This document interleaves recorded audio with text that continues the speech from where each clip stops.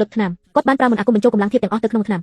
មិននឹកស្មានថាបន្ទាប់ពីកំបីបង្កើតរូបរាងតែជាចេញមកជាដុំចម្លែកដែលចេះសើចទៅវិញកូនស្រីក៏ចាប់ដើមរអ៊ូភ្លាមថាហាលោកអ្នកមើលចុះនេះជារឿងកំ pl ែងមែនទេខ្ញុំអន្តែតអណ្ដូងអស់រាប់រយឆ្នាំហើយអ្នកបែរជាធ្វើរូបរាងបែបនេះឲ្យខ្ញុំទៅវិញ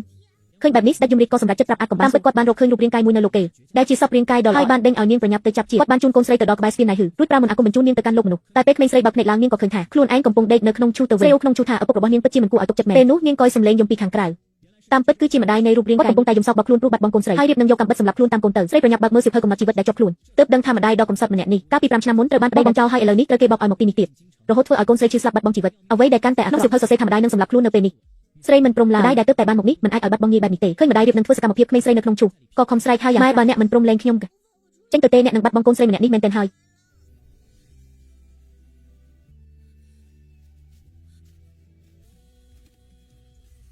ខ្ញុំនឹងញ៉ាំការ៉េមឲ្យតិចចុះ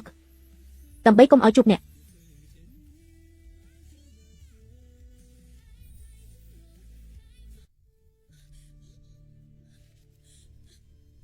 ស៊ូកូនស្រីរបស់ខ្ញុំគឺជាកូនមែនទេ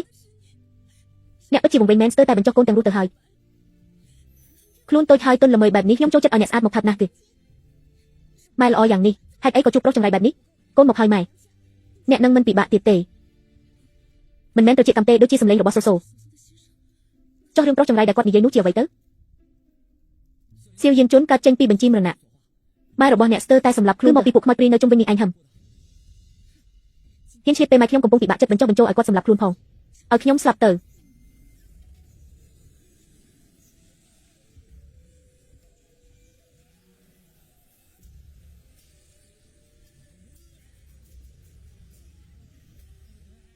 អ្នកម៉ែអ្នកកំពុងធ្វើអីហ្នឹងអូចា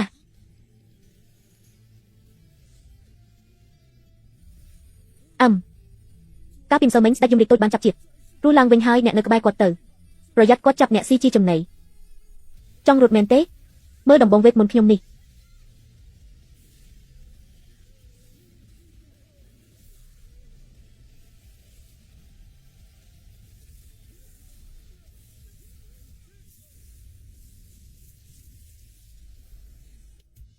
ប្រមូលមកវិញ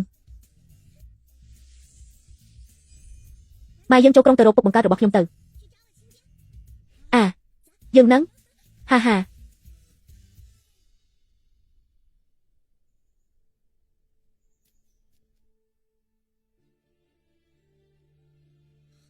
ព្រះអង្គគំចាស់រងរបួសដោយមុខដាវសន្លប់អស់ពីថ្ងៃហើយបើនៅតែបែបនេះទៀតតើត្រូវធ្វើម៉េចទៅលោករកគាត់ឲ្យឃើញតើព្រះអង្គគំចាស់កើតអីទៅព្រះអង្គត្រូវបានគេដេញសម្លាប់កាលពី5ឆ្នាំមុនសំណាងបានស្រីផ្លែកមុខម្នាក់ជួយសង្គ្រោះជីវិតតែមិននឹកស្មានថានាងក៏ត្រូវថ្នាំពោស្នេហ៍ដែរអ្នកទាំងពីរបានរួមរស់ជាមួយគ្នាមួយយប់ព្រះអង្គចង់រៀបការជាមួយនាងជាមហេសីតែថ្ងៃបន្ទាប់នាងក៏បាត់ខ្លួនដោយគ្មានដំណឹងខ្ញុំស្មានថាព្រះអង្គភ្លេចអស់ហើយតែមើលទៅពេលនេះព្រះអង្គនៅតែនឹកនាដល់នាងជានិច្ច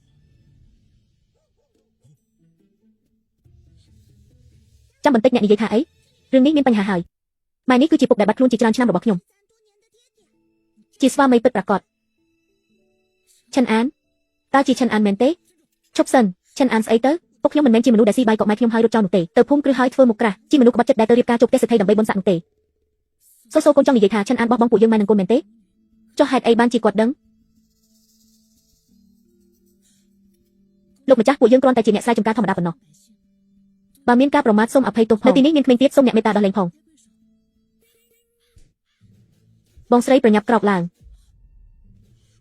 បងស្រីកុំធ្វើពុតជាស្លាប់អីកូនស្រីបង្កើតនឹងកូនប្រសាស្រីមកដល់មាត់ទ្វារតែម្ដងអូអ្នកក្មេងតូចអ្នកដឹងទេថាអ្នកទើបតែវាអ្នកណា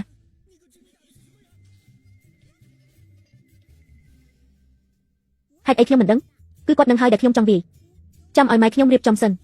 មកលបួងប៉ាបង្កើតរបស់ខ្ញុំឲ្យបានសិនអស់លោកក្មេងមិនដឹងអីទេបើប៉ះពាល់ដល់អ្នកខ្ពង់ខ្ពស់សូមមេត្តាលើកលែងទោសឲ្យផងខ្ញុំមិនបានបង្កបញ្ហាឲ្យគាត់ទេគឺខ្ញុំហៅគាត់ពុកគាត់ត្រូវថ្នាំពុលហើយពីស្រួយមិនទាន់ចេញអស់ទេដែលខ្ញុំទះគាត់មួយកំភ្លៀងនោះគឺដើម្បីបញ្ចេញជាតិពុលពេលជាតិពុលចេញអស់គាត់នឹងជាហើយអូព្រះអង្គគុំចាស់ព្រះអង្គគុំចាស់អូតើខ្ញុំនៅឯណា